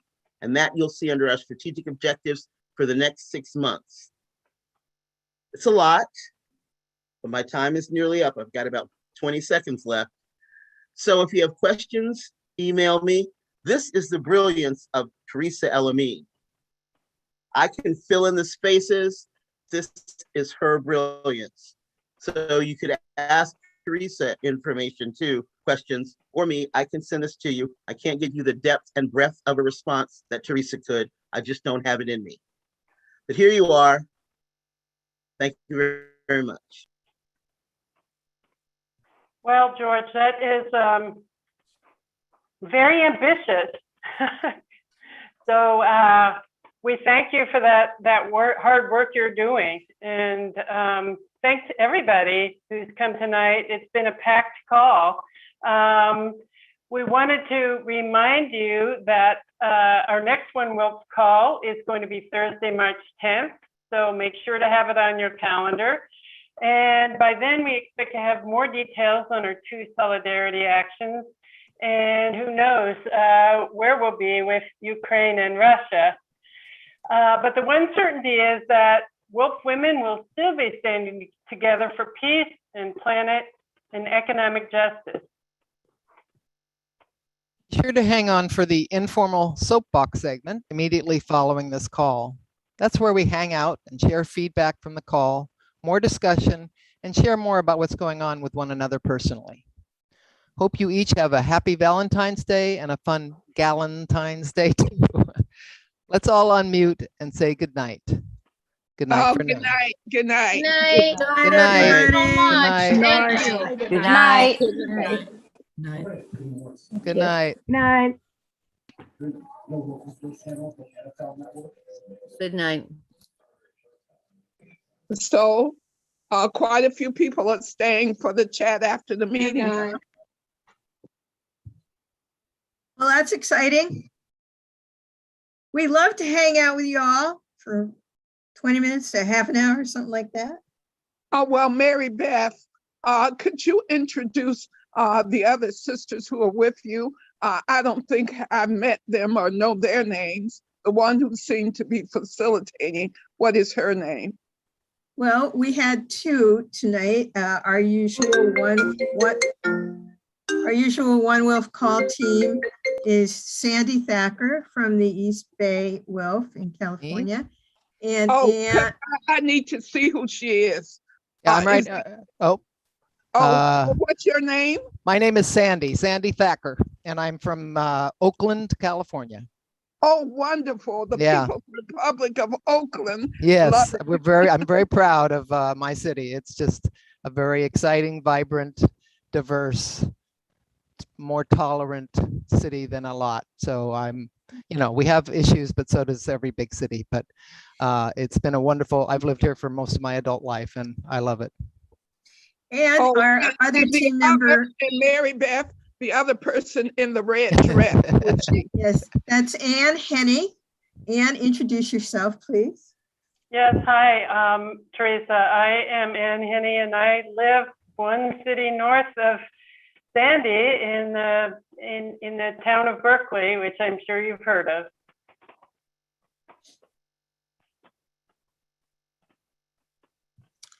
So I thought this was a really great call. Isn't Ashley amazing, you guys? Woo! I would like to ask if, I think that Cindy had a problem with saving her chat and asked if we could help her with some instructions on how to do that. Do you want me to do that, or Mary Beth, do you want to?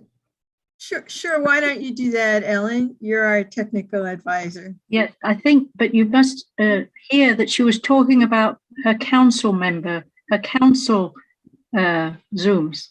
Yeah, her city council. Yeah, and so it'll be a webinar, and the webinars don't allow you to save the chat, and you don't allow to see people. That's right. But just in case, Cindy, if you look at the chat screen down at the bottom right, there are 3 little dots next to the smiley face. And if you click on those 3 little dots, it says save chat. And you click on that and it will go onto your C drive for me on a desktop, it goes into my pictures folder under Zoom. Not pictures, documents. Documents.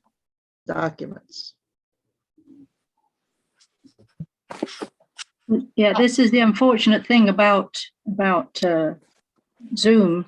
The distinction between a meeting, which is what we're in now, where you can see people, you can see the participants, you can see the chat and save it, and a webinar, which is what city councils, and when they're anticipating 200 people, you know, a really big webinar with lots of participants, they often make it a webinar. And then you can see the chat, but you can't save it, and it's infuriating. Robin, were you trying to raise your hand? Yes, I was raising my hand. Yeah, this was a wonderful call. Both Sylvia and and Ashley were really exciting speakers. And the mention was made of International Women's Day, and I would like to bring up, I didn't want to bring it up at first because I haven't really okayed this with this ARM committee, but we are very concerned in Vermont and in New Hampshire of the what has come up, that Mexico's government has issued a case against 11 US gun companies. One of them is in Vermont, several are in Massachusetts, and we are many good groups are filing amicus Friends of the Court briefs in support of this. And this might be an opportunity because, and the whole issue is the guns are going across the border to Mexico and being used by the cartels and being used to create that enormous death of women by femicide. I mean, I don't fully understand femicide. Are men just shooting women? Yeah. Yes. Kinda. Okay. Well, anyway, so we want, it is sort of last minute. I've talked to Ray Atchison, and I think she's willing to be on a webinar around International Women's Day to bring up this issue and to have a general conversation. And then maybe something else will happen on Mother's Day, which is the 8th of May. So we're just getting revved up on this, and I all know about it. Ricky Gard Diamond talked to me today and said that you have her already planning a webinar for March 8th on this subject.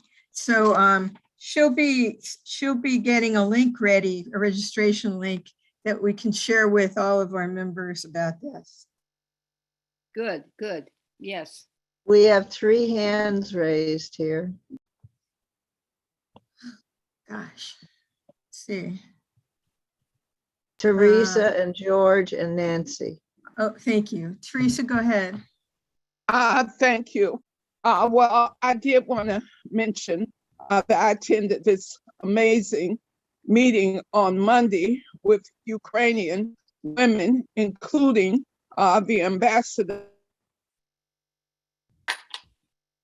Oh, sweetie, you're breaking up again.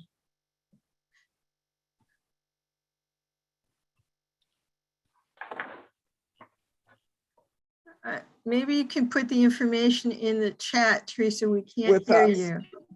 We can't hear you. We can't hear you, Teresa. Well, sometimes my sound cuts out, but it comes back. Could you start again? Because we didn't hear what you said at first.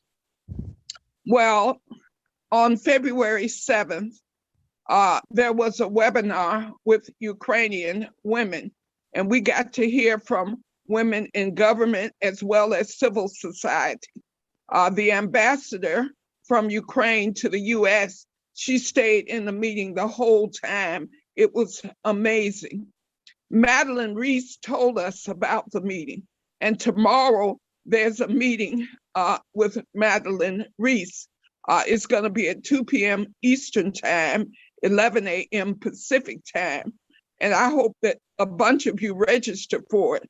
Madeline says she can only be with us for the first 40 minutes. But I think that will be a good amount of time. But tomorrow, Friday, February 11th at 2 p.m. Eastern time, Madeline Reese. Can you put the registration link in the chat, Teresa? Darian has that. She put it out. I don't have it. Darian has.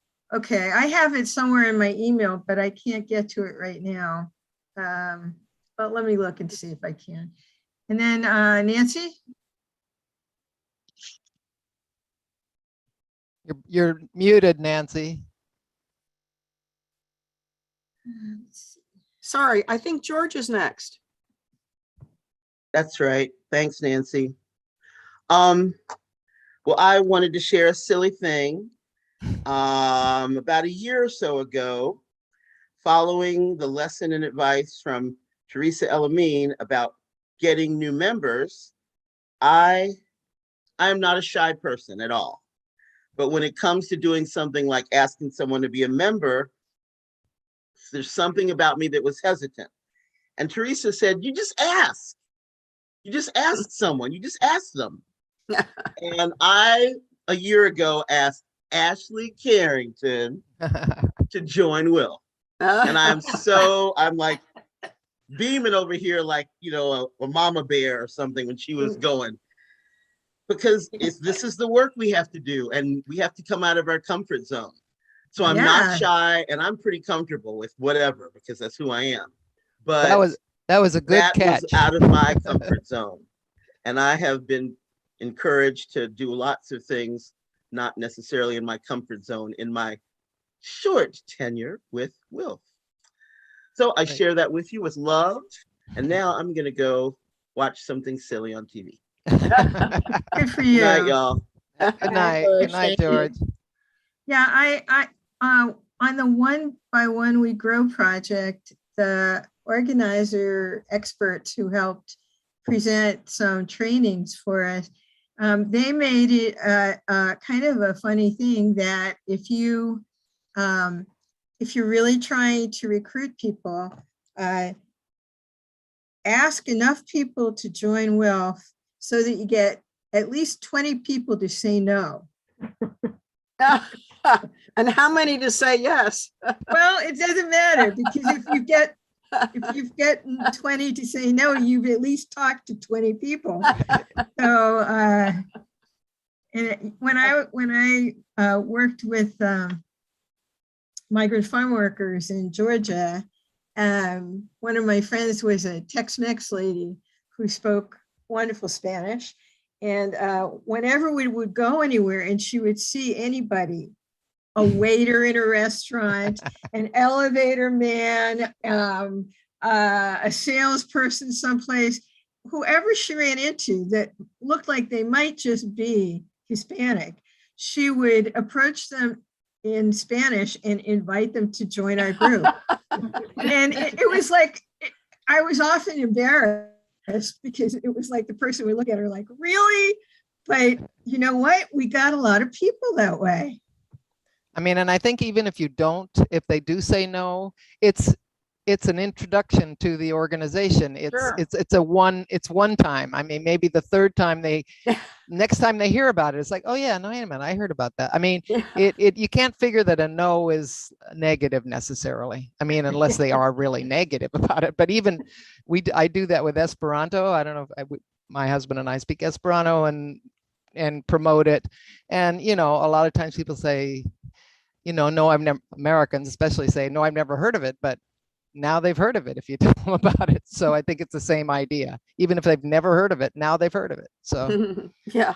May I say that Nancy and Cricket and Judy have all raised their hands. Yeah, and let me just say, I'm looking through the email and I cannot find that link for the Madeline Reese call, but I'll post it. I'll send an email out as soon as I can find it to the registrants for tonight's call and make sure you all can see it. Sorry, I just can't find it.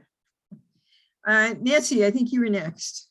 Oh, thanks. Well, just briefly about guns in Mexico, I wanted to remind ourselves that a lot of reporters, I think Mexico right now has more reporters being assassinated, killed than any other country. And several have been women who've been out in the streets documenting police crimes and drug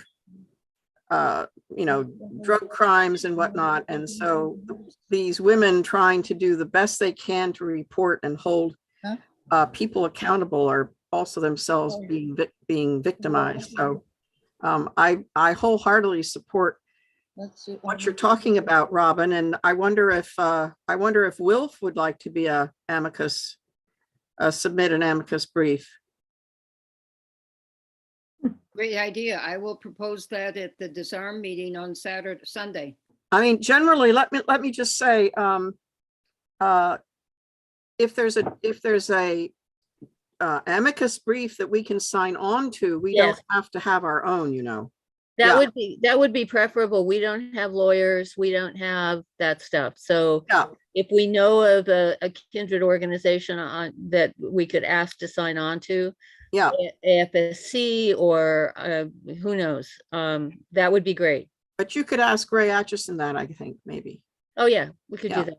Okay, thanks. And isn't it particularly offensive that at the same time we're arming these people in Mexico, we're preventing people from escaping? It's just really shocking. Well, because we make money from arming people, but we make no money from helping them escape. Exactly. You know, if Kamala and Joe wanted to keep the people from flowing over the border, they would work at removing guns or stopping the flow of guns into Mexico, because that's what we were being told. It's poverty and violence that are causing people to flee. Yes. And there's a solution to that. Right. Okay, I think Cricket's next. Yeah, Nancy actually beat me to what I wanted to bring up, which was the idea of how others, and particularly US WILPF as an organization, could have an amicus brief. The suggestion that perhaps the one that Vermont is doing would be one way. Another way might be to take something like that and change it just a little bit. I don't quite know how, but the point is, then there would be 2 amicus briefs. So Robin, maybe I can talk to you afterward and find out how you know, if they would be interested, and then we'll bring this up to the board. I think we need to do it quickly. Is there a date for when you're, when the suit is going to court? It's going to a judge in Massachusetts to have him acknowledge that it's valid and to move it forward. And of course, the Second Amendment puts a hindrance on everything, because of course you wouldn't want to violate the Second Amendment by keeping those cartels from having guns, you know. But since they're in Mexico, the Second Amendment doesn't apply. That's why the Mexican government can make this application. And there's a feeling that from Global Exchange and Stop the US Guns to Mexico organization, we were on a talk with them, that they have hope that this lawsuit might have some traction here in the United States. What is the best way to stay in touch with this? Should we through US WILPF, or what do you suggest as the best way? Well, I should put something in the chat about the links to this. And in fact, I have it right here. It's from Global Exchange. Yeah, put it in, Robin, and when afterwards I'll take a look to see. Yeah, and then we can talk. I'd love to talk with anyone who wants to make something happen on International Women's Day, either join the webinar or later I mean, look, the crazy idea we had was to get hold of a assault rifle, a bona fide assault rifle, and have a event in front of the State House where one of our artists who knows how to cut up metal things will come with her saw, and we will saw up an assault rifle and put it, put it in the ground or burn it up, or I don't know what. It's been done before, and apparently it makes a big splash when it happens. So that's for in May that we were thinking of that. Great. Odile has her hand up. I believe Judy was next. Mary Beth, Judy Adams. She has. I'm sorry, I didn't see your hand up, Judy. Yeah, you called me before. I did want to say that there is, Robin, there's an artist I can send you a connection, and I'll send it to the young woman who's on the ad hoc art committee. She calls herself the Peace Angel. And what she does is she gets weapons, the metal that has been melted down from weapons from police departments. And then she reshapes that waste essentially into peace angels. That is statues of various sizes that represent an angel of peace. And I met her at the art gallery that we had our 25th anniversary of Hiroshima, Nagasaki, and we had the 2,080 paper cranes that neighbors made. And that art gallery would probably be very interested in having a display. This is in Palo Alto, Menlo Park area of WILPF art.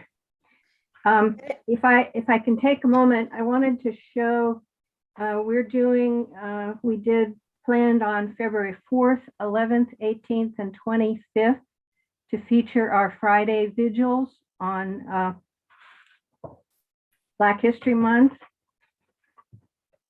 Here's one of the little signs we made. Celebrate diversity. We'll be there tomorrow at the same corner. I can't read this backwards, but it's Black History Struggle for Justice. And this is a bigger sign. We do them in various sides, and they're all two-sided. Black history, loss leads to reparation. Wonderful. And then several years ago, maybe when we first affiliated with the Poor People's Campaign, my partner made this sign that we carry or put on display. So we're trying to do our February 4th vigil. We switched the theme to peace between Russia and the Ukraine, but we also had a small display of some of those signs at the same exhibit, at the same event. Yeah, we have small vigils, but we keep at it, and we're trying to recruit people through East Palo Alto and the Bellhaven parts of our community that are primarily communities of color. Wonderful work, Judy. Before I take, let's see, Odile and Phil, I guess Philip Cole dropped off, and Barbara. I just wanted to give a chance to Patrick Garth and Margaret Pecoraro and Mary White, just to say hello, since we haven't heard from them. And I don't recognize Mary White. Mary White, can you tell us where you're from and just say hello? And unmute to do it. Yeah, you might have to unmute. Good evening, everyone. I apologize for not getting here in a timely manner, but I did want to know what was going on with the WILPF meeting, and I am associated with the Triangle WILPF in North Carolina, and I'm working through that branch. Welcome, Mary. We're glad you're here. Thank you. Patrick and Margaret Pecoraro, do you want to say hey? Margaret, you've got to unmute.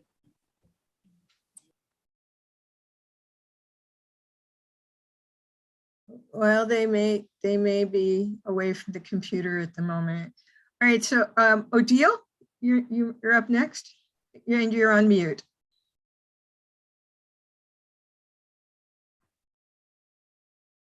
Thank you. I just wanted to say that to remind people that on March 1 is a national mobilization for Yemen, because not only President Biden is not stopping the war in Yemen, but he is in fact accelerating it and sending more weapons there. So we are really worried about that, because so many people are starving and so many children are dying of hunger there. It's an international situation. Even the UN said it's a worst situation on earth right now in terms of disaster. And we have a lot of disaster going on, including Afghanistan, Congo, and others. But, you know, so we really have to, he said he would stop the war in Yemen. So why is he not doing it? And we also want a democratic representative to do a war power resolution. And because it was successful before in Congress, but then Trump stopped it, he vetoed it. But we already had a war power resolution to stop that war in Congress. So Trump vetoed it, and now we are looking for someone that would restart it because Senator, what's his name, from Vermont? Patrick Leahy? No, not Leahy, Bernie Sanders. Bernie Sanders. Bernie Sanders said he would do it, and he completely didn't do it. I don't know what happened. He was criticized by some people, and then he flaked out completely. So either we need to put more pressure on Bernie Sanders, or we need to find someone else that would start a war power resolution on Yemen. And we also need to send, if you are on social media, there is POTUS, our president, and there is our vice president. Just remind them about Yemen and the war in Yemen. I do that almost daily. So, but it would be good if we were a whole bunch, and people who do, we used to do in WILPF tweeting, and we don't do it anymore. It's a pity. And tweeting session all together, maybe that would have more of an effect. Thank you very much. Thanks, Lydia. And there is an e-alert that I wrote, but I don't know when the e-alert is coming out. We'll look for it. Philip It's supposed is to be back, I today or yesterday. I'm not sure. Yeah. Okay, next up is Philip Cole. Welcome, Philip. Actually, he disappeared again. Oh, there he is. Oh, Okay. he's there. He's there. He's invisible, and he's on mute. But Philip, you're on.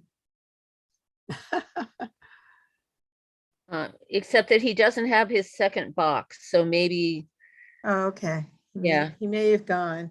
Yeah. I just wanted to say that my husband runs a nonprofit here in Florida, and he has on his board a guy who works for the sheriff's department, and he contacted my husband today about some agency business, but then he explained that he is at a training, I think in Montana, that is being put on by the FBI for law enforcement officials all over the country, and that he has it's like a dorm situation that they're in, and he's rooming with people from other countries.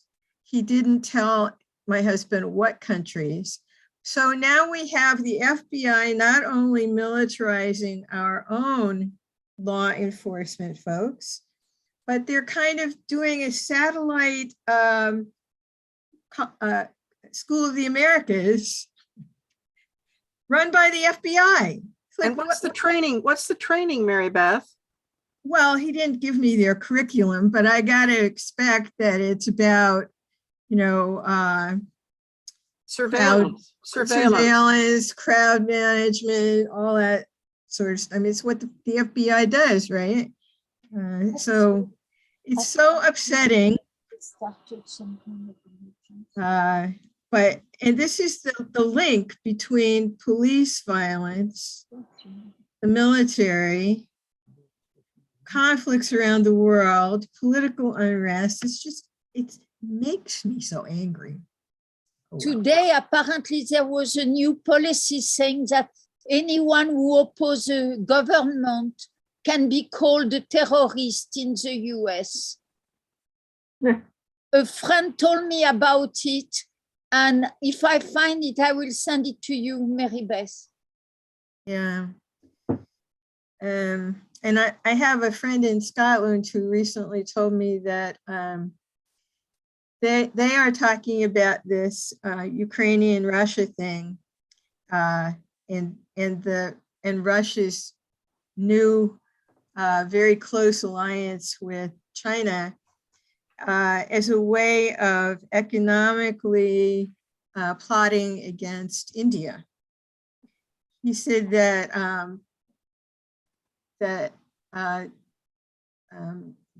China is making Russia to the US the way that Britain made Pakistan to England, kind of the provocateur nation. It's just really the games that are being played on such a global scale are, you just want to take these little boys and their weapons and put them in timeout.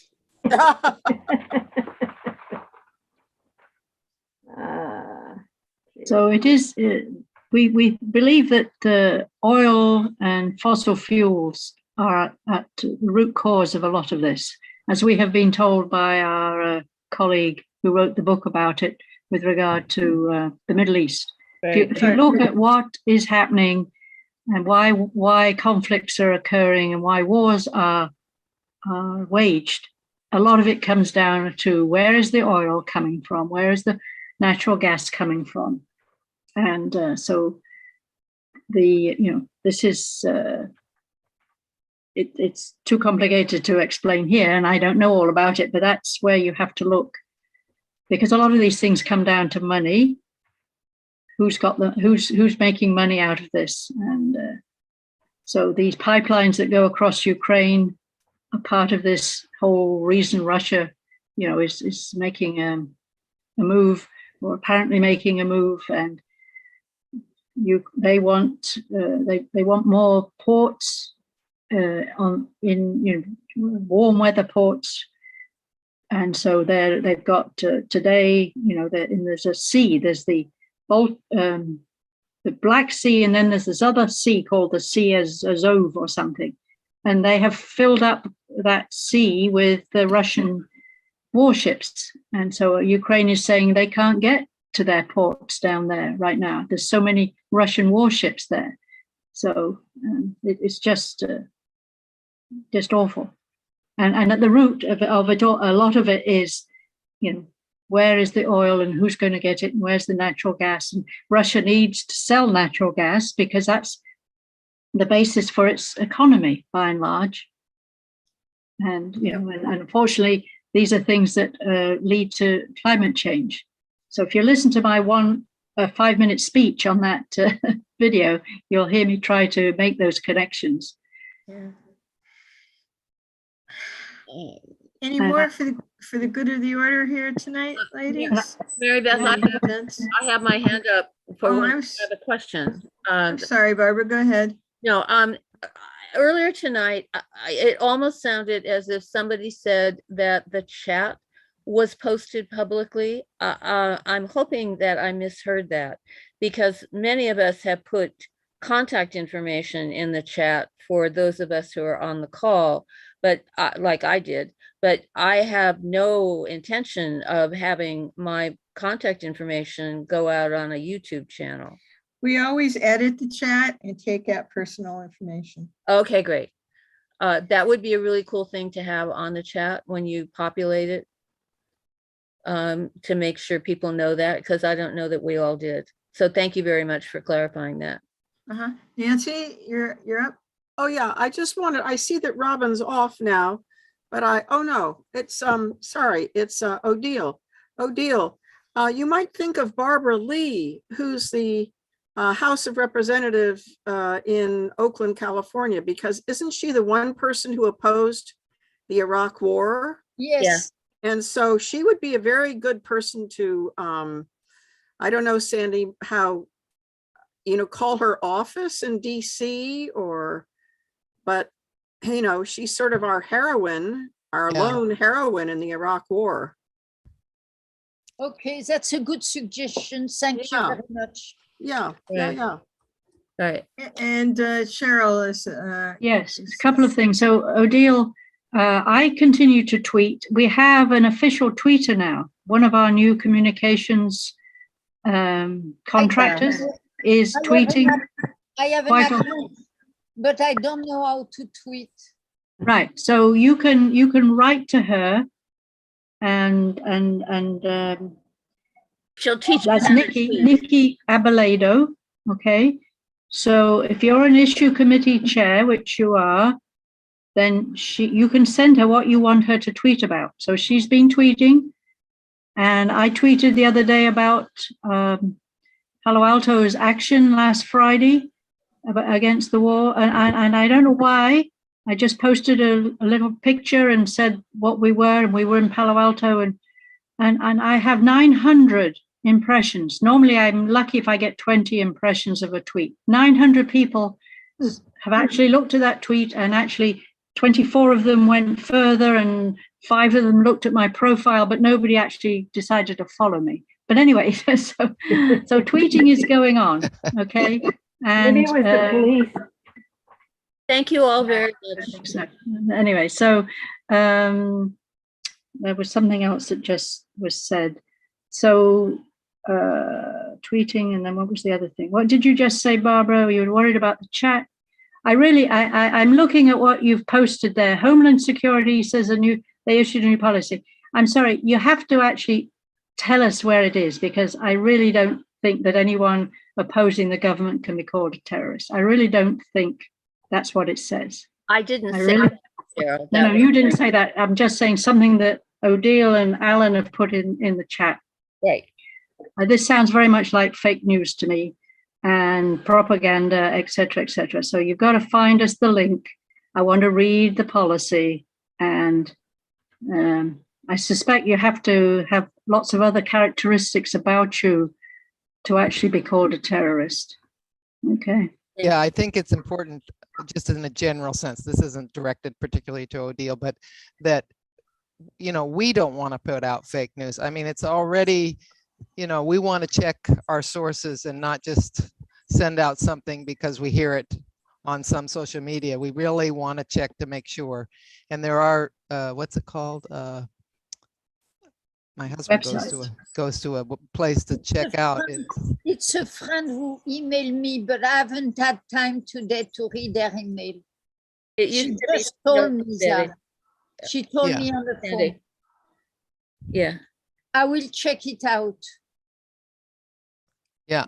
Hey, I want to thank you all for being with us tonight. It was a really good call. I feel proud of the program we put together, and thank you to my team, Sandy and Ann and Nancy, for your help on it, and for all the speakers and everybody who made important announcements, and of course to Ellen for the technical help. And Ellen, don't end the call until I save the chat. Right, that's all.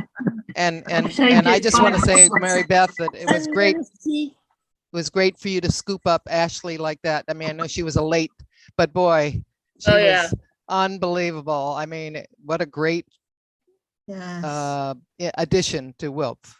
Yes, she's very inspiring. She presented that to our program committee last week and the issue committee chairs, and we went crazy for it. And somebody said, well, we'll tell the branches about it. And we talked about, well, maybe at some point it could be on a One WILPF call, and we weren't sure when. And then Mary Beth made it happen. I mean, it was fantastic. Absolutely. Right. And I also think we need to follow up to see if we can get funding for her. Yeah. Yeah. What was the name? The name of that? Elenita said it was the Joan Patchin. Can somebody spell me Patchin? P-A-T-C-H-E-N. Pardon? P-A-T-C-H-E-N. P-A-C. No, patch, as in sewing a patch on your. Yes, and then E-N at the end. E-N. Okay, and It's so a she, Wally fund like it, and Elenita knows everything there is to know about it. She's in the Cape Cod branch. right, and it sits in their bank account? It sits in a WILPF bank account. Mhm. Yeah. And it's specifically for art projects? Yeah, Right. talk to her about it. She can tell you. It's a very I'm not going to do anything about it, but I wanted to know so other people would know about it because it's a sounds very like, old fund that we don't talk about very often, but it exists. It's If I don't get any phone. it Okay. exists. So I will also reach out to Robin to get the name of the lawsuit that is that has an amicus brief on it, so I can see if we can be added. So I will follow up on that. Great, great, Barbara. Yeah. and we will, yes, we're adding, It's we'll add you. our local lawyer. No, I That's- give no legal advice. I am not eligible to give legal advice, but I can shop around. Not a lawyer, but she's been around lawyers for a long time. And she stayed in a Holiday Express last night. Yeah, right. Yeah, absolutely.